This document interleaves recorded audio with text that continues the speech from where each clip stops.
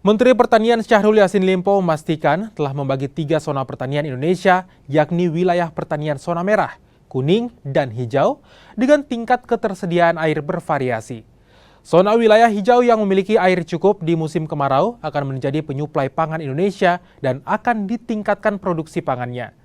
Syahrul Yassin Limpo juga memastikan zona hijau dapat melakukan panen 3 hingga 4 kali produksi padi yang mencapai 1,5 juta ton beras. Semua di Sulawesi Selatan ada daerah hijaunya, di Goa ada daerah hijaunya, Makassar pun ada daerah hijau. Di mana ke daerah hijau itu?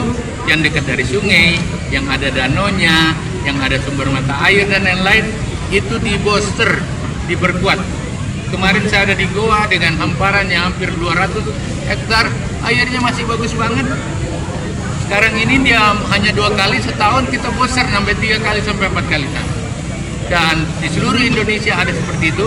Oleh karena itu kami masuk 500.000 hektar atas perintah Bapak Presiden untuk membooster daerah-daerah hijau kita. Insya Allah daerah hijau itu kalau semua jalan sesuai rencana akan menghasilkan 3 juta ton.